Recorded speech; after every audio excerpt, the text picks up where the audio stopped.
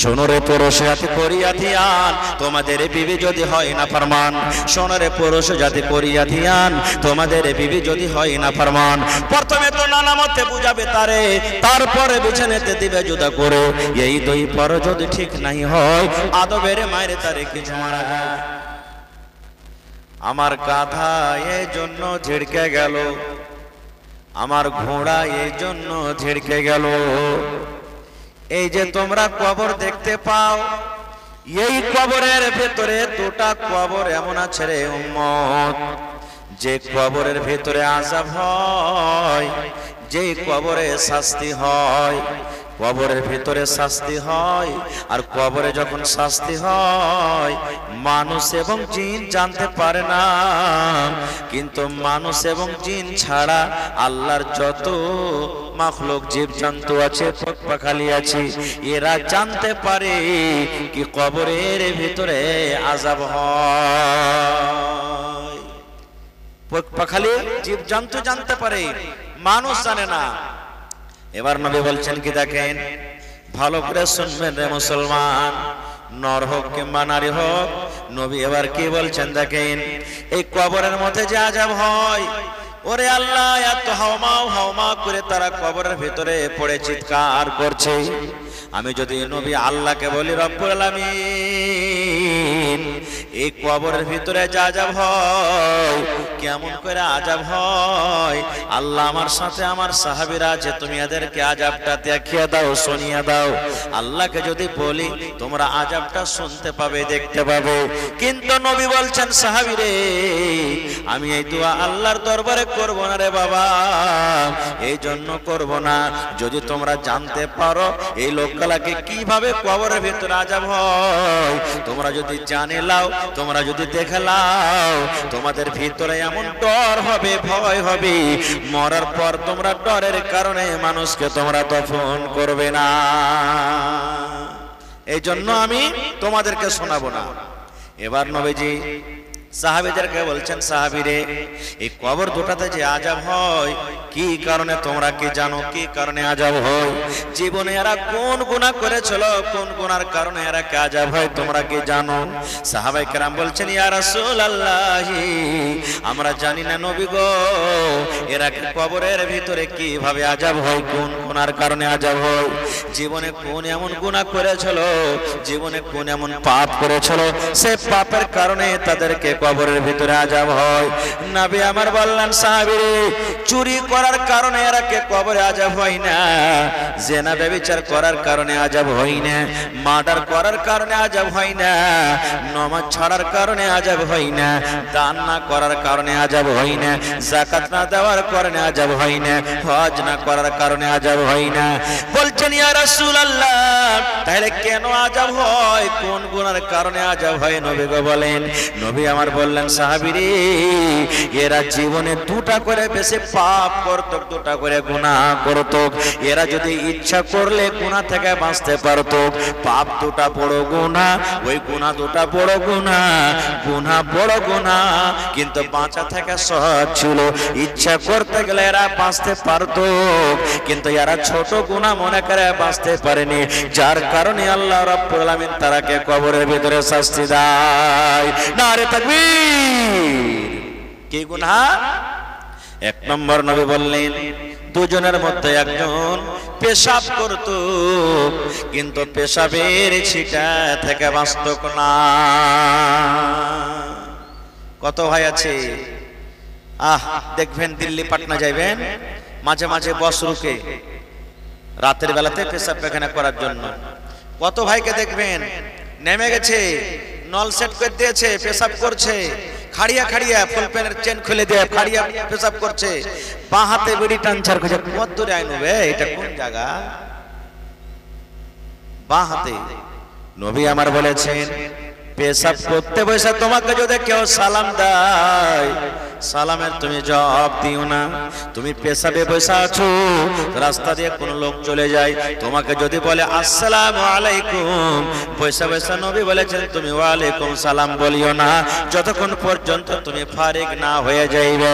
এবার আমি ওই নওজওয়ানকে বলবো, আমি ওই যুবককে বলবো, আরে যুবক, যদি পেশাবের হালাতে সালামটাও দিয়ে দেয়, আর যদি নবী তার জবাব দিতে মানা করে থাকে, তাহলে আপনি পেশাব দাঁড়িয়ে দাঁড়িয়ে করছেন, বাম হাতে আপনি বেড়ে টানছেন আর বলছেন কত দূর আইন রে ভাই, এই কথা বলা কেমন করে হালাল হয়ে গেল?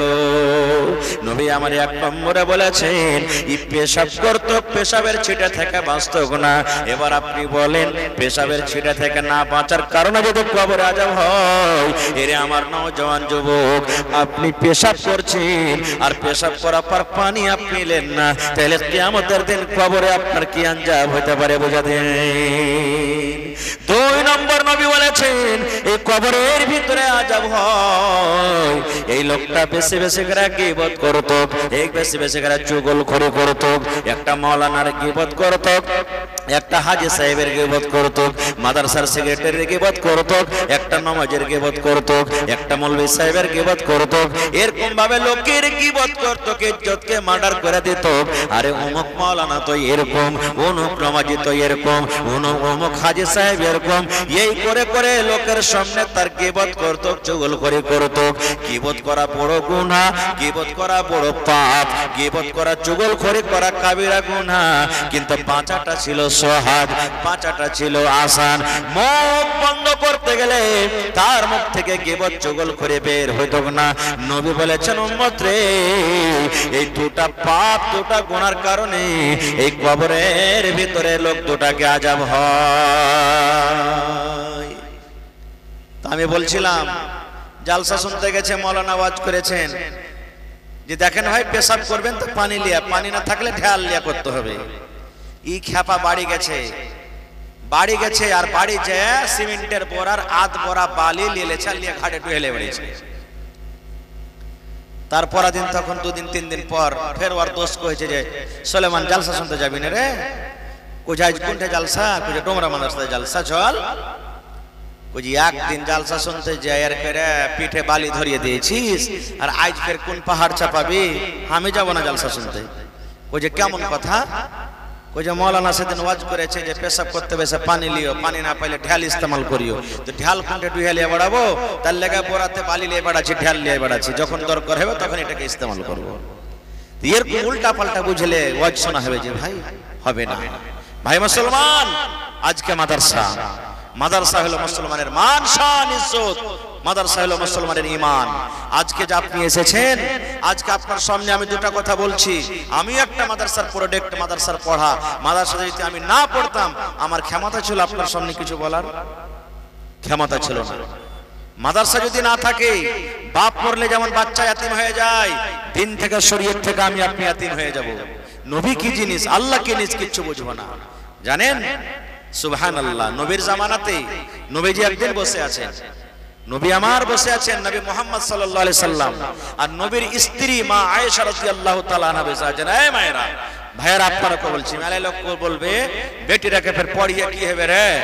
এরাকে পড়িয়ে লেখে ওই লোকের বাড়িতে খালি গোবর আর ছাই তোলাই হবে, এরাকে পড়াইতে হবে না। না, পড়ালেখা কি জিনিস দেখেন। নবী বসে আছেন আর নবীর পাঞ্জরা নবীর বিবি বসে আছে, আর ইহুদির এক টিম, এক ইহুদির জামাত নবীর কাছে চলে এসেছেন, এসে সালাম দিচ্ছে। আমি যখন স্টেজে বসনো আপনারা সালাম দিন না, আসসালামু আলাইকুম দিন না, দিন না। সালাম দেওয়া কত নাকি, এর একটা হাদিস শুনেন। নবী আমার একদিন মজলিসে বসে আছেন, আপনারা যেমন বসে আছেন ওয়াজ শুনছেন, একটা সাহাবী এসে বলছেন আসসালামু আলাইকুম, শুধু আসসালামু আলাইকুম বলে দিলেন। এবার বসে গেলেন, নবী বললেন আসসালামু আলাইকুম বললেন, এর নেকি হলো 10টা নেকি, লোকটা 10টা নেকি পেয়ে গেল। ভালো করে শুনবেন, আসসালামু আলাইকুম এই কথা বলে সাহাবী বসে গেলেন। নবী বললেন ওয়া আলাইকুম আসসালাম, 10টা নেকি পেয়ে গেল। আরেকটা সাহাবী এসে বলছেন আসসালামু আলাইকুম ওয়া রাহমাতুল্লাহ, ওয়া রাহমাতুল্লাহ বাড়িয়ে দিলেন। নবী বলছেন 20টা নেকি পেয়ে গেল। আবার আরেকটা সাহাবী এসে বলছেন আসসালামু আলাইকুম ওয়া রাহমাতুল্লাহি ওয়া বারাকাতুহু এই কথা বলে বসে গেলেন। নবী বললেন সেই 30টা নেকি পেয়ে গেল। সালামটা কত বড় দুয়াজি ভাই, বিনা টাকাতে 30টা নেকি পেলেন।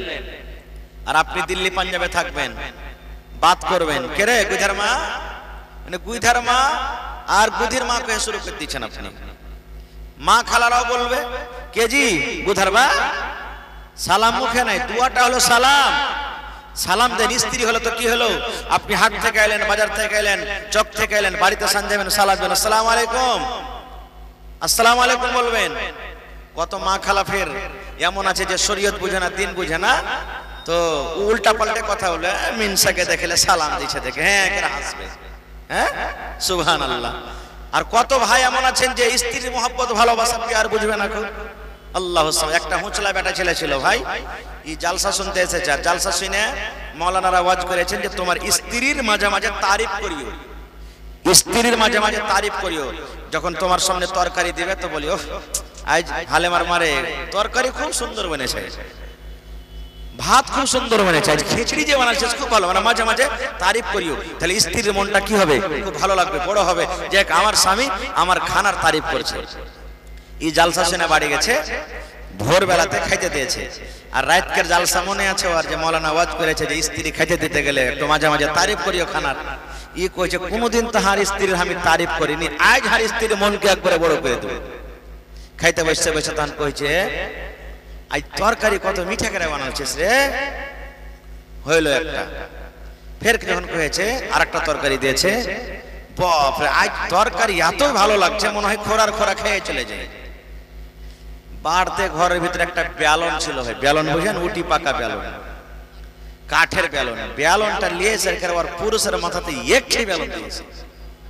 ব্যালন দেওয়া পর তখন বলছে হারে তুই মারলি কেনে, কইছে মুখ পড়া মিনসা কাহাকার, প্রত্যেক দিন আমি নিজের হাতে খানা বানিয়ে খাওয়ানো, একদিনে তারিফ করলে না, আজ পরের বাড়ি থেকে একটু সালন চায় খাওয়ালছি তো কি তুমি তারিফ করতে শুরু করে দিয়েছো।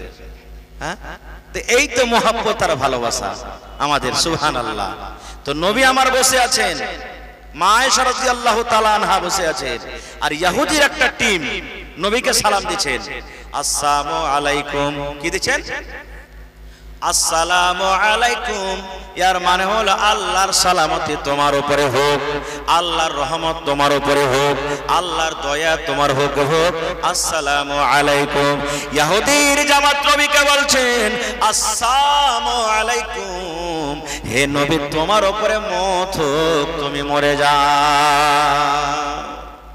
দেখেন বদদুয়া দিচ্ছে নবীকে, আসসালামু আসসালামু আসসালামু আলাইকুম। আপনি বলেন দুনিয়াতে যতই পুরুষ খারাপ থাক, চোর লুচ্চা লাফুঙ্গা ডাকাত থাকুক, যদি ওর স্ত্রীর সামনে যদি কেউ দোসরা মানুষ গাইলে ছাড়বে, মুখ ভেঙে দেবো রে মরার বেটা মারা, কি মনে করেছিস। হায়রে নবীর স্ত্রীকে দেখেন, নবীকে যখন ইহুদের টিম এসে বলছেন আসসালামু আলাইকুম, মা আয়েশা আরবি পড়া মানুষ বুঝাইলেন, আল্লাহ রে আমার স্বামীকে গাইল দিয়ে দিলে, আমার স্বামীকে বদদুয়া দিলে। এবার মা আয়েশা বলছেন ওয়া আলাইকুমুস সালাম ওয়াল্লানা, এই ইহুদিরা রে আমার নবী তো তোরাকে কোনো খারাপ ভাষাতে গাল দেয়নি রে, আমার নবী তোরাকে কোনো কথা বলেনি, আমার নবী তোরাকে কোনো বদদুয়া দেয়নি, আমার নবী এরকম কোনো ভাষা বলেনি যে তোরাকে খারাপ লেগেছে। আমার নবীকে কেনে তোরা গায়েল দিলি, কেনে বদদুয়া দিলি, কেনে বদদুয়া দিলি। মা আয়েশা তখন উত্তর দেয়া বলছেন ওয়া আলাইকুমুস সালাম ওয়াল্লানা, এই ইহুদিরা রে আমার নবীর উপরে কেন মত আসবে, তোরকে পরে মত আসুক, তোরাই মরে যা, আল্লাহর লানত তোরকে পরে বর্ষিত হোক। এবার আপনাকে বলি আরো কথা মাঝখানে আছে, আমি ওদিকে যাব না, আমি পয়েন্ট এটা আপনাদের সামনে বলছি। মা আয়েশা যদি পড়ালেখা না হইতেন এরকম ভাবে ইহুদিকে জবাব দিতে পারতো, ভাই জোরে বলেন পারতো, ইহুদিকে জবাব দিতে পারতো না, তাহলে বেড়ি ছেলেরা পড়ালেখার দরকার আছে নাকি। আরেকটু আগে চলেন, আজকে পড়ালেখা না থাকার কারণে স্বামী স্ত্রীর মধ্যে মিল মহব্বত ভালোবাসা নেই, আছে না নেই ভাই। নিজের চোখে দেখা বলছি, এই 2022 সাল থেকে নিয়ে এই 25 সাল চলছে এখন, এই 3-4 বছরকার মধ্যে তালাক যে হয়েছে রে ভাই, আপনাকে দেখে কেমন আছে না আছে, ওরে আল্লাহ শেরশাবাজিতে কোন এমন গান নাই যে মাসে একটা দুটা করে তালাক হয়েছে না। তালাকটা কেন হয়েছে জানেন, দুটা কারণ। এক নম্বর কারণ বাচ্চা ছোট হয়ে আছে, টাকা বেশি পাওয়ার কারণে কষা দিয়ে দুধ চুইছে, বিয়া দিয়ে দিলে। হ্যাঁ, বাড়িঘাট চকে, এই চকে ওই চকে জমিন বিক্রি হয়েছে, 5 লাখ টাকার দরকার আছে, 3 লাখ আছে, 2 লাখ টাকা কোনটা পাবি, দিয়ে দেবি। হ্যাঁ, হয়ে যাবে কোন রকম কাম, কিন্তু ও জানে না বাপ ওকে শিখাই না যে কেমন ভাবে স্ত্রীকে নিয়ে চলতে হবে। এখানে বাপের কমি আছে, এখানে বাপ জানে না, খুব বেটিও জানে না। ছোট বয়স, হিন্দুস্তানের আইন, হিন্দুস্তানের যেটা নিয়ম আছে 21 বছর আগে আপনি বিয়ে করতে পারবেন না। জানছেন এটা কানুন? জানছেন না? জানেন না? হিন্দুস্তানের আইন আছে বেটা ছেলের বিয়ে 21 বছর আগে হবে না, বেটি ছেলের বিয়ে 18 বছর আগে হবে না। কিন্তু এখানে 12 বছর 13 বছর 15 বছর হয়েছে আমরা বেটির বিয়ে দিয়ে দিয়েছি। বাপও মনে করছে দিয়ে দিই কোন রকম, ভালো রিশতা আসছে, ভালো ছেলে আসছে, মানে ছেলে যেমনটা হয় কি ওর বাপের দৌলত আছে, ছেলে যেমনটা হয় কি বাপের বাড়ি ভালো আছে, ছেলে যেমনটা হয় কি বাপের দোকান চলছে, এবার বেটির বিয়ে দিয়ে দেন। 2 মাস 4 মাস পর কি হয়েছে, আর টিকবে না আমার বাটি আর বাড়িতে, আর চলতে পারবে না। খুব শুনেন, নবীর জামানাতে একজন বাপ নিজের বেটির বিয়ে দিবে। সহিহ হাদিস, সহিহ তারগিব ওয়াত তারগিবের মধ্যে আল্লামা নাসিরউদ্দিন আলবানী রাহিমাহুল্লাহ হাদিসটাকে সহিহ বলেছেন। এবার বলছেন কি, বেটিকে বলছে, বেটি তোমার বিয়ে দিব, তুমি রাজি আছো মা? বেটি বলছে আব্বা আমি বিয়ে করব না। ডাইরেক্ট বলছেন আমি বিয়ে করব না। আপনি আপনার বেটিকে জিজ্ঞাসা করবেন বিয়ে দেওয়ার আগে, মারে খালেদা, সাফিয়া, জায়েদা, হালেমা তোমার জন্য জামাই দেখতে যাচ্ছি মা, তুমি রাজি আছো? আল্লাহ রাসূলের জামানাতে হয়তো, আর ওই কথাটা এখন আমার গায়ের মুসলিমের ভাইয়েরা করছে, কিন্তু আমরা মুসলমান করতে পারি না। গায়ের মুসলিম ভাইয়ের সাথে চলে যান, ওরা নিজে জামাই ঢুঁড়বে আগে, পরে বহু ঢুঁড়বে। জানছেন এটা কথা? আগে জামাই ঢুঁড়বে, তারপরে তখন লড়কালা, পরে বেটি দেখতে আসবে যদি জামাই পছন্দ হয় তাহলে। আর আমরা কি করব, আগে বহু ঢুঁড়বো পরে জামাই, নাকি? আর যদি কোনো ভাই আগে যদি খালি জামাইয়ের কথা বলে দেয় তো কি বলবো আমরা জানেন? এর বেটির মধ্যে কোনো আইব ট্যাব আছে নাকি, কোনো ছুট ফাপ আছে, ই কেনে জামাই ঢুঁড়ে বেড়াইছে, উল্টাই আমরা মনে করছি। কত ভাই এমন আছে, যদি ইমানদার নেককার দিনদার হয় টাকা পয়সা নিতে হবে না, গাড়ি ঘোড়া নেব না, আল্লাহ নারাজ হয়ে যাবে, আল্লাহ রাসূল। বেটির বাপ কত আছে, অহংকারী করে ফখর করে কি বলবেন, ইয়ার বাড়িতে কুটুম তালি করা হবে না। কেন হবে না? ই মনে হয় চামড়াটার ভিতরে কোনো আইব আছে না, কিছু নিবে না, এর মানে এতই বিপদ। তো নবীর জামানাতে বাপ বেটিকে বলছেন বেটি তোমার বিয়ে দিব, বেটি বলছে আব্বা আমি বিয়ে করব না। বাপ নবীর দরবারে চলে গেলেন, নবীজি আমি ভাবছি আমার বেটির আমি বিয়ে দিয়ে দেব, আমার বেটি রাজি নাই, একটু আপনি তাকে বুঝান। নবীজি বললেন তোমার বেটিকে নিয়ে এসো। বেটিকে নিয়ে চলে গেলেন। এবার নবী কি বলছেন, এরে আল্লাহর বান্দি, তোমার বাপ তোমার বিয়ে দিবে আর তুমি ইনকার করছো, কারণটা কি রে মা, একটু বলবে না? এরে মুসলমান শোনেন, এবার সেই বেটি ছেলে বলছেন, আল্লাহর নবী গো, আমার আব্বা জান আমার বিয়ে দিয়ে দিবে, হয়তো আমি বিয়ে করলাম আর আমার যেটা স্বামী হবে তার বাড়িতে আমি চলে গেলাম, মনে করেন আমার বিয়ে হয়ে গেল, আমি শ্বশুরের বাড়ি চলে গেলাম। নবী গো একটুখানি দয়া করে বলেন তো, আমি একটা বেটি ছেলে মানুষ, আমি এখন পর্যন্ত জানি না যে শ্বশুরের বাড়িতে চাই আমাকে কি করতে হবে, শাশুড়ির সাথে কি ব্যবহার করতে হবে, শ্বশুরের সাথে কি ব্যবহার করতে হবে, স্বামীর কেমন করে খেদমত করতে হবে, স্বামীর কতটুকু কথা আমাকে মানতে হবে। আল্লাহ নবী গো একটু আমাকে দয়া করে আপনি তালিম দিয়ে দেন, আমার যে স্বামী হবে, আমার যে পাতি হবে, আমি শ্বশুরের বাড়ি যখন চলে যাব আমার স্বামীর কতটুকু কথা মেনে আমাকে চলতে হবে। নবী গো আমার উপরে আমার স্বামীর কতটুকু হক রয়েছে একটু জানান, তারপরে আমি বোঝা সুঝা করব। যদি আমি স্বামীর খেদমত করতে পারি আমি রাজি হয়ে যাব, আর যদি না পারি আমি রাজি হব না। এবার নবীজি কি বলছেন দেখেন, এ ভাইরা মায়েরা খালারা শুনেন, এবারে নবী বলছেন, আরে আল্লাহর বান্দি, শুধু নবী তাকে বলেছেন, হাদিসটা তার জন্য নয়, কিয়ামত পর্যন্ত যত মহিলা দুনিয়াতে আসবেন, কিয়ামত পর্যন্ত যত নারীরা আসবেন, সমস্ত নারী সমস্ত মহিলাদের জন্য হলো হাদিসটা। এবার নবী কি বলছেন, আরে আল্লাহর বান্দি, তোমার উপরে তোমার স্বামীর অতটুকু হক রয়েছে, তোমার উপরে তোমার স্বামীর অতটুকু হক রয়েছে। তোমার স্বামীর গায়ে যদি ফোঁট উঠে যায়, ফোঁট বুঝেন ভাই ঘা হয়ে যায়, ফোঁট যদি উঠে যায় আর ওই ফোঁটটা পেকে গেছে, ফোঁটটা পেকে গেছে, রক্ত বইছে, কোন চুইছে, এবার নবী বলেছেন, মহিলা তোমার স্বামী যদি তোমাকে বলে, এই আব্দুল্লাহর মা, এই খালেদার মা, এই সাফিয়ার মা, এই জিয়ারার মা, এই পিয়ারার মা, রে আল্লাহর বান্দি, যদি তোমার স্বামী তোমাকে বলে আমার গায়ে ফোঁট উঠে গেছে, ঘা হয়ে গেছে, রক্ত বইছে, খুন চলছে, বিবি রে তুমি আমার ঘাটাকে সাফ করে দাও রে বিবি, রক্তকে সাফ করে দাও। কি দিয়ে সাফ করে দাও? তুলা দিয়ে সাফ করতে হবে না, কাপড় দিয়ে সাফ করতে হবে না, পানি দিয়ে সাফ করতে হবে না। বিবি রে আল্লাহ রাব্বুল আমিন তোমাকে জিহ্বা দিয়েছে, জিহ্বা দিয়ে চেটে চেটে চেটে চেটে তুমি আমার রক্তকে সাফ করে দাও।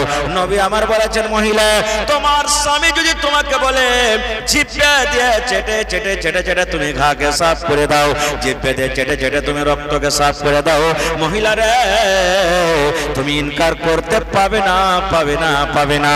তোমাকে জিহ্বা দিয়ে চেটে চেটে তুমি সাফ করে দাও, তাও তোমার স্বামীর হক আদা হবে না। নারে তাকবীর! আল্লাহর নবী দিনের নবী গো, নবী ছিলেন দিনের দিওয়ানা। আল্লাহর নবী দিনের নবী গো, নবী ছিলেন দিনের দিওয়ানা। দেখে নবীর মুজিজা ভাগবতী মা খাদিজা, সহিত দিলেন জীবন আর যৌবন। দেখে নবীর মুজিজা ভাগবতী মা খাদিজা, সহিত দিলেন জীবন আর যৌবন। আল্লাহর নবী দিনের নবী গো, নবী ছিলেন দিনের দিওয়ানা। তাহলে ভাইয়েরাকে বলবো যে নবী বলেছেন যদি তোমার স্ত্রী তোমার ফোঁটটাকে জিভে দিয়ে চেটে সাফ করে তাও হক আদা হবে না। এর মানে এটা নয় যে আপনি বিবিকে বলবেন যে আমার ঘাটাকে সাফ করে দাও, এরকম আপনাকে আদর্শ করতে হবে না। নবী বুঝাচ্ছেন যে একটা পুরুষের কতখানি হক, যদি মহিলারা এরকম কাজ করে ফোঁটটাকে জিভে দিয়ে চেটে সাফ করে তা হক আদা হবে না। কিন্তু এখন মা খালার অবস্থা কি জানেন? বাড়িতে এলো ওর স্বামী হাট থেকে, বাজার থেকে, মাঠ থেকে, দোকান থেকে, খুব তীর্ষে লেগেছে কিংবা গরম শরীরে লেগে গেছে, বিবিকে বলে হালেমার মা একটু ফ্যানটা চালিয়ে দাও তো, হালেমার মা খুব পিপাসা লেগেছে এক গ্লাস পানি দাও তো, কিংবা খেতে দাও তো, ভোগ লেগেছে। আর মা খালারা যদি অন্য যদি কোনো কাম কাজ করে মন খারাপ হয়ে থাকে তো কি বলবেন জানেন? তুমি একটু লিয়া খেতে পারবে না নাকি? এখানটা কাম করছে তো কতটা লাট সাহেব হয়ে গেছে, তুমি একটু তুমি পানিটা লিয়েছে খেতে পারবে না? মায়েরা খালারাও শোনেন, আমার মাওলানারা বসে আছেন, জিজ্ঞাসা করবেন।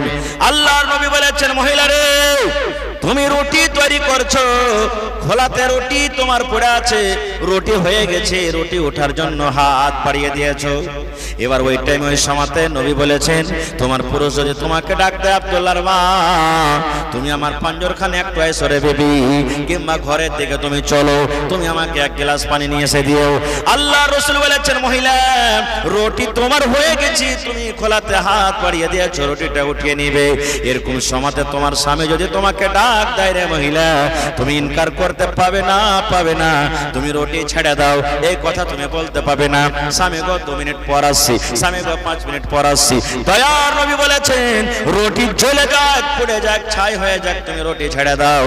তাড়াতাড়ি করে তোমার স্বামীর কথাতে তুমি লাব্বাইক বলো, তাড়াতাড়ি করে তোমার স্বামীর কাছে তুমি চলে যাও। আর যাওয়ার পর বলো, স্বামী গো কি হয়েছে আপনি দয়া করে আমাকে বলেন। কতখানি হক? হায় আল্লাহ! কিন্তু আজকে আমরা মুসলমান মায়েরা খালারা নিজের স্বামীর হকটা আমরা চিনতে পারি না, জানতে পারি না। না জানার কারণ কি? ইলম আমাদের ভিতরে নেই, শিক্ষা আমাদের ভিতরে নেই। আর একটু আগে চলেন ভাই মুসলমান, আপনারা আমরা পুরুষ হয়ে গেছি তো গাছের গোটা নাকি? গাছের গোটা হয়ে গেছি? যদি কোনো ভাই এই খেয়ালে থাকে, মনে মনে করে আমরা পুরুষ আছি, আমরা আজাদ আছি, পুরুষ আছি, আমরা একবারে পিঞ্জরে থেকে বাইরে আছি, আর যে মহিলা ওরা বন্ধনে আছে, না। যেমন আজকে বসে বসে জালসা শুনছেন, নবীর জামানাতে এক মজলিস লেগে আছে, বৈঠক চলছে, নবী আমার মজলিসে আছেন। এবার একজন সাহাবী নবীকে সওয়াল করে দিলেন, কি জানেন? যতটি লোক বসে আছেন, আমার মাওলানারাকে কোনোদিন জিজ্ঞাসা করেছেন, কোনোদিন ইমাম সাহেবকে জিজ্ঞাসা করেন যে হাজী মাওলানা আমার বয়স 40 বছর হয়ে গেল বিয়ে করা, কাহারি 10 বছর হয়ে গেল, কেউ 2টা ছেলের বাপ, কেউ 5টা ছেলের বাপ, কোনোদিন কোনো মাওলানাকে কথাটা জিজ্ঞাসা করেছেন যে আমার উপর আমার স্ত্রীর কতটুকু হক? না। কি জিজ্ঞাসা করবে? মায়ের লোককে তো আমরা খালি কষ্ট দিতে জানি, কষ্ট ছাড়া কিচ্ছু দিই না। একটু কিছু হলো না হলো তেই মায়ের মোবাইল যদি নেওয়ার মন হলো তোর বাপকে কহগা একটা 10,000 টাকা দেওয়ার মোবাইল দিবে। দুদিন তিন দিন বলেছে বাপকে যদি না বলে দেখছে আমার বাপ গরিব, লাগা এমন থেকে এলো, লাখ ওমন থেকে এলো, জুতা ওমন থেকে এলো, এই হয়েছে না হয় না ভাই? আর কত ভাই তো আরো বড় কষ্ট দেয়, ই বিড়ি আর সিগারেট টেনে টেনে রাইতে ধাঁধা ধাঁধা করে শুধবে, আর স্ত্রী ওর পাঞ্জরে থাকবে, ভাই কষ্ট পাবে না? পাবে না? পাবে না? কত ভাই খায়নি, খায়া খায়া খায়া সামনে খানটা এমন করে গাড্ডা করে থেবে, মনে হয় ছেলে পেলে গুলি খেলছে গেলে রাইতে যদি ভরে দেন একটা মুখে বোঝা যাবে না যে গুলি সন্ধে আছে কিনা। নবী বলেছেন নামাজ পড়তে যাবে মসজিদে কাঁচা পেঁয়াজ কাঁচা রসুন খাওয়া যায় না, পাঞ্জকার মানুষ কষ্ট পাবে, ফেরেশতারা কষ্ট পাবে। তো মসজিদে যদি কাঁচা পেঁয়াজ কাঁচা রসুন খাওয়া যেতে মানা আছে, এটা হালাল জিনিস, মানুষ যেন কষ্ট না পায়, ফেরেশতা যেন কষ্ট না পায় এই জন্য। আর আপনি ওয়ার থেকে খারাপ যেটা হারাম জিনিস, বিড়ি সিগারেট গাঞ্জা এগুলা খেয়ে যে বিবির পাঞ্জরা শুচ্ছেন, তা আপনার বিবির কি কষ্ট হয় না? হচ্ছে না? হয় না? কষ্ট হয়েছে। কত মা খালা এমন আছে, এমন পাবারের জর্দা খাবে রে ভাই, ওইখান থেকে হাঁট ভেতে এখান থেকে উসেন্ড করবে, ওইগুলা জর্দা খায় যদি পুরুষের পাঞ্জরা শুতে, তো কি পুরুষটা কষ্ট পাবে না? না জানার কারণে, ইলমের কারণে আমরা এগুলা করছি। নবীর জামানাতে একজন সাহাবী নবীকে প্রশ্ন করে দিলেন, নবী গো, পুরুষের ওপরে নিজের বিবির হক কি রয়েছে নবী গো? দেখেন কেমন ভাবে সাহাবী ইলম শিখছেন। আজকে আমরা মুসলমান ইলম শিখতে চাই না, বেটা বেটিকে আমরা পড়াইতে চাই না, মাথাতে বড় হয়ে গেছি আমরা পড়াইতে চাই না। আরে বড় হয়ে গেছি, ইলম শিখে কি করব? মানুষ পড়িয়া যাবে বন্ধুরে, কিন্তু ইলম কোনদিন পড়াবে না। না পড়াবে? এক কবি বলছেন তাই, এত সুন্দর বালক, এত সুন্দর বালক, তুমি ইলম কেন শেখনি? কেমন করে শিখব ইলম, বাবা যে শেখায়নি? কেমন করে শিখব ইলম, বাবা যে শেখায়নি? 2.5 বছর বয়স, 2.5 বছর বয়স যখন মার ধিয়ান করলাম, তখন কেমন করে শিখব ইলম, বাবা যে শেখায়নি? একটা ছেলেকে বলছে, আরে বাবা তুই ইলম কেন শিখিসনি? বলছে ইলম কখন শিখবো? 2.5-3 বছরকার বয়স, মা যে দেখে গেছে প্যা প্যা প্যা করে মায়ের পিছনে পিছনে বেড়াচ্ছে, কখন ইলম শিখবো? বলছে বড় হ্যাঁ। ছেলেটা আবার বলছে 7 বছর বয়স, 7 বছর বয়স যখন গরর পাখা ধরলাম, তখন কেমন করে শিখব ইলম, বাবা যে শেখায়নি? 7 বছর বয়স, বাপ পড়িতে যাইতে নি, বলছে যা বেটা গরু চড়াইতে যা, যা বেটা ভুঁস চড়াইতে যা, ছাগল চড়াইতে যা, তো কখন ইলম শিখবো? বলছে আর একটু বড় হ্যাঁ। ছেলেটা আবার বলছে 10 বছর বয়স, 10 বছর বয়স যখন হালের মোটা ধরলাম, তখন কেমন করে শিখব ইলম, বাবা যে শেখায়নি? 10 বছর বয়স, বাপ কইছে আর কোনটা যাবি? হাল বাইতে যা, 10 কাঠা হাল বাহাই, হাল বাইতে চলে গেল, আর কখন শিখবো? বলছে আর একটু বড় হ্যাঁ। 15 বছর বয়স, 15 বছর বয়স যখন বিয়ে শাদী করলাম, তখন কেমন করে শিখব ইলম, বাবা যে শেখায়নি? 15 বছরকার বয়সে একটু খাটতে শিখে লিয়েছে, ডাহিন ভাই করে আই বেড়ে ঘুরতে শুরু হয়ে গেল। মা বাপ কইছে বেটা বড় হয়ে গেছে, বিয়ে দিয়ে দিলে। কইছে বিয়ে পড়া হবে না? আবার ছেলে বলছে 20 বছর বয়স, 20 বছর বয়স যখন ছেলে মেয়ের বাবা, তখন কেমন করে শিখব ইলম, বাবা যে শেখায়নি? এবার 20 বছর বয়সী মৌলানা, তখন ছেলে পিলা হয়ে গেল, 8 আনা 4 আনা 10 পয়সা হয়ে গেল। ওরা বড় হয়ে গেছে, আব্বা চকলেট দাও, আব্বা বিস্কুট দাও, আব্বা এই দাও, আব্বা ওই দাও। তো ওরাকে চকলেট বিস্কুট দেওয়ার জন্য খাটতে যাবো না, তখন খাতা কলম নিয়ে পড়িতে যাবো। এরকম শের সাবিতা হয়েছে না? হয় না? ভাই মুসলমান, নবীর দরবারে একজন সাহাবী বলছেন, নবী গো, একটা পুরুষের উপরে নিজের বিবির কতটুকু হক রয়েছে নবী গো?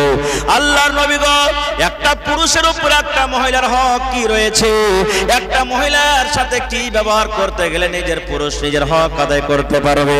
এ আমার ভাইরা শুনেন, নবী বলেছেন তোমার উপরে তোমার বিবির 4খানা হক রয়েছে। কয়টা হক? জোরে বলেন, আরো জোরে বলেন। 4খানা হক রয়েছে। ভালো করে শুনে বুঝে যান রে ভাই, ভালো করে ভালো হাদিস শুনেন। নবী বলেছেন 4খানা হক রয়েছে রে উম্মত। যখন তোমার বিবির সাথে 4খান তুমি কাজ করবে, তোমার বিবির তুমি হক আদায় করে দিবে। কি কি 4খানা হক? আল্লাহর নবী বলেছেন আনতুতইমাহা ইজা তাইমতা, তুমি যখন খাবে তোমার স্ত্রীকে তুমি খাওয়াবে। 1 নম্বর হক। নবী বলেছেন তুমি যা খাবে তোমার বিবিকে খাওয়াবে। ওয়া তাকসুহা ইজাক্তাসাইতা, তুমি যা পড়বে তোমার বিবিকে পড়াবে। 3 নম্বরে নবী বলেছেন ওয়ালা তাজরিবিল ওয়াজহা, রাত করে তোমার বিবির চেহারাখানে তুমি মারিও না। এবং 4 নম্বরে নবী বলেছেন রাত করে তোমার বিবিকে ধাক্কা দিয়ে বাড়ি থেকে বের করে দিও না। নারে তাকবীর। 1 নম্বর নবী বলেছেন কি? তুমি যা খাইবে তোমার স্ত্রীকে খাওয়াও। একটা হুঁচলা বেটা ছেলে মোটা হয়েছে, জালসা শুনে বাড়ি গেছে যে নবী তো বলেছেন, মৌলানা ওয়াজ করেছেন যে তুমি যা খাইবে তোমার বাড়ি লেকে খাওয়াও। ও কিন্তু ভাই খাইতো বিড়ি, দোকানে যে রাইতে 2 মুঠা বিড়ি আর 2টা সালাই কিনে বাড়ি চলে গেছে। বাড়িতে যেতেন ভোরে একটা সালা 1 মুঠা বিড়ি আর স্ত্রীকে দিয়ে লেও যে। বিবি কইছে কি করছো তুমি এগলে? কইছে মৌলানা রাইতে ওয়াজ করেছে তুই যা খাবি তোর বাড়ি লেকে খাওয়া। তা আমি খাচ্ছি তো তুই খাবি না? চলবে যে ভাই? না রে ভাই না, এরকম না। আয় মুসলমান, বিবি আপনার বাড়িতে আছে, জালসা শুনে আপনি যখন বাড়িতে চলে যাবেন, কিচ্ছু যদি না পারেন রে বন্ধু, 5 টাকার কমসে কম কটকটি নিয়ে চলে যাবেন, পাঁপড় নিয়ে চলে যাবেন, 1 পোয়া জিলাপি হাতে করে নিয়ে চলে যাবেন। আল্লাহর নবী বলেছেন উম্মত যদি বিসমিল্লাহ বলে একটা পাঁপড়, একটা চকলেট, একটা বিস্কুট কিংবা একটা রসগোল্লা তোমার বিবির মুখখানে তুমি দিয়ে দাও, নবী বলেছেন এটা সাদকা রে, এটা সাদকা, এটা হলো নেকি। নবী বলেছেন তুমি ভালো ভালো শুধু খাবে আর তোমার বিবিকে দিবে না। এক পা বাড়তে মাছ রান্না বান্না করেছো, তুমি হাড়ি টঙ্গার মতন খায়া খেয়ে শেষ করে দিলে আর তোমার বিবিকে 1 পট্টিও তুমি দিলে না, এরকম যেন না হয়। নবী বলেছেন তুমি খেটে আনবে তোমার বিবিকে দিবে, তোমার বিবি রান্না বান্না করবি আর রান্না বান্না করে তোমাকে খেতে দিবে, তুমিও খাও আর তোমার বিবিকেও খাওয়াও। ইয়ার মানে হলো তুমি যা খাবে তোমার বিবিকে খাওয়াও। 2 নম্বরে নবী বলেছেন ওয়া তাকসুহা ইজাক্তাসাইতা, তুমি যা পিনবে তোমার বিবিকে পিন্ধাও। তাহলে ভোরবেলাতে চলে যাবেন জালালগড় মার্কেট আর বিবির জন্য সুন্দর করে একটা টি-শার্ট আর সুন্দর একটা জিন্স ফুল প্যান্ট কিনে বাড়িতে চলে যাইবে নাকি? ওইটাই তো হলো যে ভাই, যে তুমি পিনবে ওকে পিন্ধাও, আপনারা ফুল প্যান্ট পিনে দাও, ওকে ফুল প্যান্ট দিবে না জি ভাই? হ্যাঁ না রে বন্ধু না, এর মানে এটা নয়। আল্লাহ রসুলের মতলব বলার, আরে আমার সাহাবীরা শোনো, এ আমার উম্মতরা শোনো, এখন যেমন ঠান্ডার দিন চলে, তোমার পায়ে যেন ঠান্ডা না লাগে যায়, তুমি যেমন জুতা পিন্ধো, মুঞ্জা পিন্ধো, শরীরে তুমি টুজার জায়গায় দাও, সুন্দর করে একটা মাথাতে টুপি দাও। তোমার বিবি বাড়িতে আছি, তোমাকে জাড়ের কাপড় দিতে হবে, শক্তি হিসাবে তাকে টুজার দিতে হবে, জুতা মুঞ্জা দিতে হবে। আমার তুমি ভালো ভালো হ্যান্ডসাম হিরোর মতন হয়ে থাকো আর তোমার বিবি পাতলা সাতলা একটা কাপড় পিন্দে একটা ব্লাউজ গায়ে দিয়ে থরথর থরথর করে 2 ঠোঁট কাঁপে মুখে আর তোমার বিবিকে ঠান্ডাতে কষ্ট দিয়ে থাকো, এরকম যেন না হয়। তুমি যেমন চাও নতুন নতুন জামা কাপড় পিনবো, শক্তি হিসাবে তোমার বিবিকে তুমি কাপড় কিনে দিবে, এর মানে হলো তুমি যা পিনবে তোমার বিবিকে পিন্ধাও। 3 নম্বরে নবী বলেছেন ওয়ালা তাজরিবিল ওয়াজহা, বিবির উপরে যদি রাগ হয়ে যায় রে সাবি, বিবির পরে এমন তোমার মন খারাপ হয়েছে, বিবিকে যদি মারার দরকার হয় তাহলে জানোয়ারের মতন তাকে তুমি মারবে না, গরু পিটাকেরা মারবে না, ভুঁসার মতন তাকে মারবে না। বিবিকে যদি তুমি মারতে হয় আদবের মায়ের মারো। আর আল্লাহ যে এত সুন্দর করে চেহারা তৈরি করেছেন, বানালছেন, খবরদার এই চেহারাখানে কিন্তু তুমি মারিও না। কত ভাই রাগের মাথাতে বিবির চেহারাতে মারবে এমন করে চট, কালো করে দাগ ফেলে দিলে। না, মারতে হবে না। তাহলে কি করতে হবে, কেমন করে বুঝাতে হবে? নবী বলেছেন, কথাটা কবিতাতে বলছি, বলছেন শোনো রে পুরুষ সাথে করিয়া ধ্যান। এই আমার উম্মতরা শুনে নাও, তোমার বিবিরাকে যদি তুমি বলো, এ আব্দুল্লাহর মা আমার মাথাটা টেপে দাও রে বিবি, পারবো না। বিবিরে ভাত খাবো না, রুটি দাও, পারবো না। বিবিরে কাম কাজ করে আমার পাঞ্জরে তাড়াতাড়ি করে বসো, পারবো না। এরকম উল্টা পাল্টা কাজ করে। নবী বলেছেন মারিও না রে, মারিও না। প্রথমে সুন্দর করে তাকে তুমি বুঝাও, বিবিরে আমার কথা কেন মানো না, বিবিরে আমার কথা কেন শোনো না, বিবিরে আমার কথা মতন তুমি কেন চলো না। এবার নবী বলেছেন যদি বুঝার পর না শুনি, রাতের বেলাতে যখন তুমি বিছানে যাইবে, তোমার বিবি যখন বিছানে আসবে, তখন ওকে ধাক্কা দিয়ে বিছান থেকে আলাদা করে দাও, আর বলো তোমার মতো বিবিকে আমি বিছানে রাখবো না। তোমার জায়গা হলো নামতো, তোমার জায়গা হলো সোপের উপরে, তোমার জায়গা হলো চাটাইয়ের উপরে। নবী বলেছেন ওই নেককার স্ত্রী যদি হয়, বর বিবির মনে যদি নেককার হয়, ওই বিবিটা যদি ইমানদার হয়, হুঁশিয়ার চতুর চালাক হয়, স্বামীর পা ধরে বলবে, স্বামীর হাত ধরে বলবে, স্বামী গো আমাকে মাফ করে দেন, আর আপনার কথা মতো চলবো, আর কথা আপনার কোনোদিন খেলাপ করব না, দয়া করে আপনি মাফ করে দেন। এবার নবী বলেছেন যদি বিছানা আলাদা করার পরও যদি না শুনে, যদি যেমনকার তেমন হেঁকড়ে হয়ে থাকে, তখন নবী বলছেন রাগ করে গোসা করে যদি মারার দরকার হয় হালকা ফুলকা চেহারাতে মারিও না, তুমি গায়ে তার মারো। কত ভাই এমন আছেন মারতে যখন লাগবে, রাগ যদি হয়ে যায় বিবির উপরে, মারতে লাগবে, মারতে মারতে মারতে ও হাইসা দাও চাবুক জুতা চাপ্পল যা পাবে মারতে মারতে একবারে দুয়ার থেকে বাইরে করে ফেলে দিবে, আর বলবে হট হাড়ি বেটি হাড়ি, তোকে বার্তা রাখবো না, তুই খালি বাড়িতে চলে যাক, তোর একবারে পাকে টুকরা টুকরা করে কেটে ফেলে। কেন হাঁকাবেন তাকে বাড়িতে? যদি আপনার কথা মতন না চলছে, বাপকে ডাকেন, বিচার করেন, সুধরে গেল তো গেল, না গেল তোকে তালাক দিয়ে দেন, বাপের বাড়ি পাঠিয়ে দেন, কিন্তু এই জানিয়ার মতন করে আপনাকে মারতে হবে না। কিন্তু কত মা খালা এমন আছে, পুরুষটা যদি একটা কথা কহে তো পাঁচটা শোনাইবে। কত মা খালা আছে যদি ওকে কোন রকম ধমক টমক দেয় তো কি কইবে জানেন? মুখ সামলা কহরে মিনসে না তো তোকে চিনিস, লাল বাদাম খাইয়া ছাড়বো রে মরে বেটা মরা। এমন খোঁজা মেরা কহিবে, ওর ভিতরে খালি হুড়ু হুড়ু হুড়ু হুড়ু করবে। হ্যাঁ না মায়েরা, আপনারা খুব ভালোভাবে শান্তিভাবে চলতে হবে। তো ভাই মুসলমান, আল্লাহ তাবারাক ওয়া তাআলা আমাদেরকে দুনিয়াতে পাঠালছেন, বিনা ইলমে বিনা শিক্ষাতে এক অপরের হক আমরা জীবনে কোনোদিন আদায় করতে পারবো না ভাই।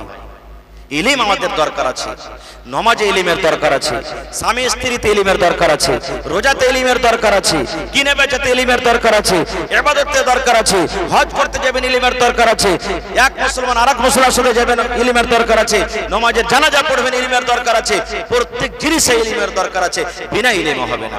আজকে আমরা কত মুসলমান বেটিরাকে বাড়িয়ে দিয়েছি, বেটিরাকে বাড়িয়ে দিয়েছি কেন? ইলম না থাকার কারণে। একটা ঘটনা বলছি আপনার সামনে, খুব মজার ঘটনা, আর ইবরাত আছে। যদি আমি আপনি প্রত্যেক গার্জিয়ান যদি এরকম হয়ে যায়, আশা করছি আমাদের বেটিরা কোনোদিন তালাক নেবে না।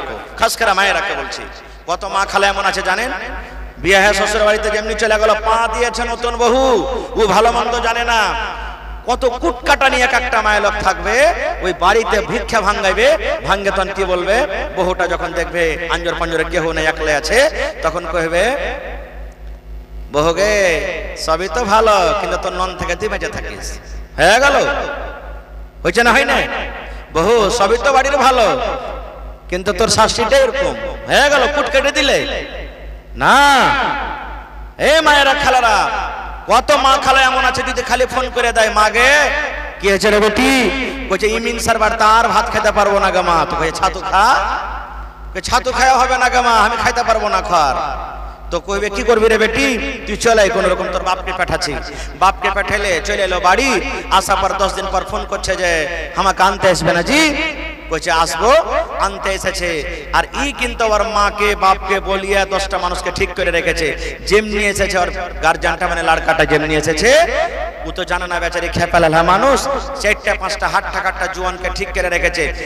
নাস্তা পানি খাওয়ার দেওয়ার আগে না আগে ঘরে তালা মেরা বা পিলারের সাথে হাত বেঁধে কইছে, মরণ বেটা তোর বাড়িতে বেটি পাঠাবো না, তোর বাপকে কহ 5 লাখ টাকা নিয়ে আসবে, আর তালাক করে হার বাড়ি থেকে নিয়ে চলে যাবে। এরকম হয়েছে না হয় না?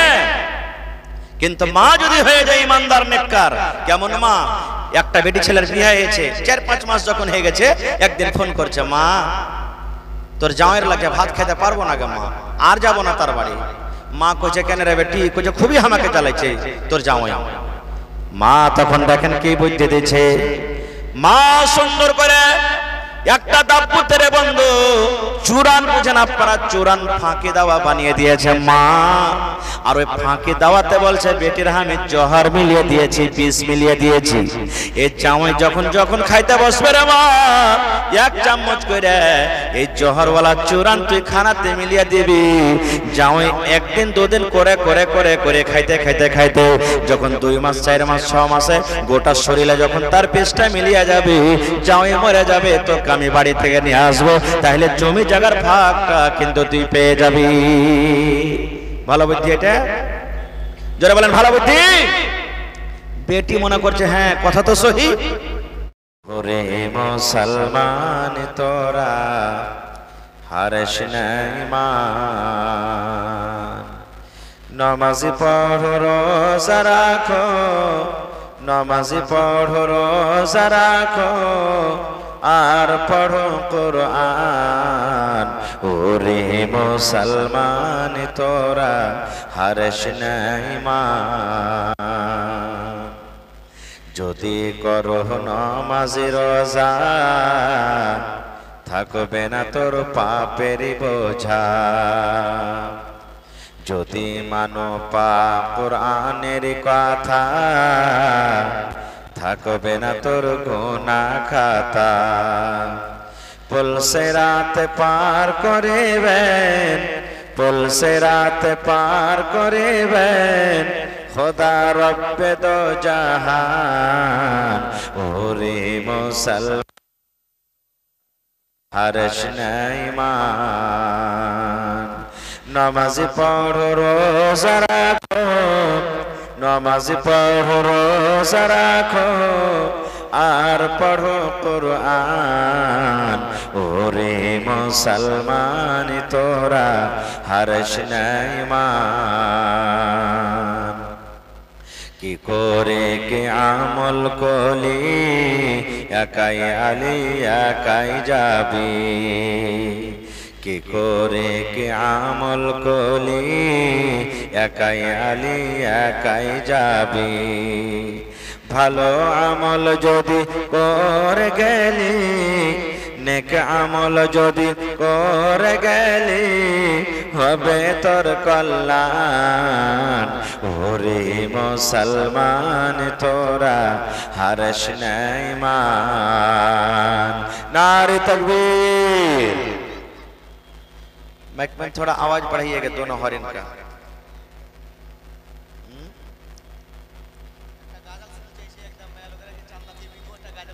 आज के जलसार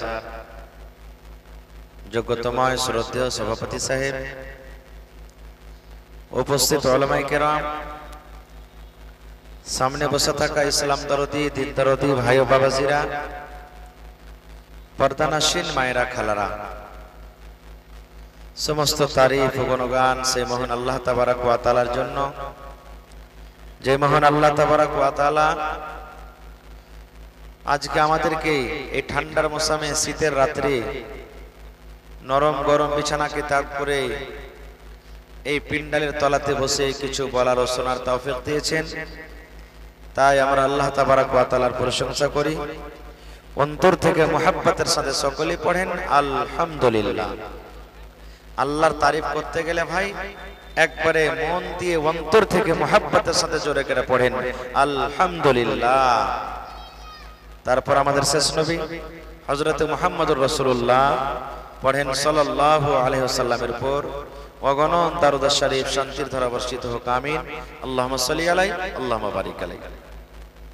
ভাই আমার, বাড়ি থেকে আইছেন কষ্ট করে, ইচ্ছা করলে এই টাইমখানে আপনি আরাম করতে পারেন। সারা দিন কামকাজ করেছেন, এসেছেন মাদ্রাসাতে, মাদ্রাসার প্রতি মহব্বত ভালোবাসা দেখিয়ে, কোরআনের প্রতি আপনার মহব্বত আছে, নবীর প্রতি মহব্বত আছে, আখিরাত বলে ভয় আছে, জান্নাতের আশা আছে, জাহান্নাম থেকে ভয় আছে, এই জন্য আপনারা এসেছেন নাকি? তা আসেন যখন এখানে, তো কিছু নিয়ে যাব বলে, কিছু শিখে যাব। যতটি ওলামাকে দাওয়াত করা হয়েছে, প্রত্যেক ওলামার মুখ থেকে আল্লাহ এবং আল্লাহ রসুলের বাণী যেটা আপনি শুনবেন, একটা করে কথা যদি মনে করে নিয়ে চলে যান, তাহলে ইনশাআল্লাহ তাআলা আপনার আসা যাওয়া কামিয়াব হয়ে যাবে। হবে না? হবে না? জোরে বলেন, হবে না? হবে না? না হলে একটা লোক জালসা শুনতে জীবনেই কোনোদিন যাই নাই, 10 বন্ধুর চক্করে পড়ে কইয়া সোলেমান রে চল জালসা শোনা আছে, কইছে কোনটা জালসা? না তালবনাতে জালসা হয়েছে, চল।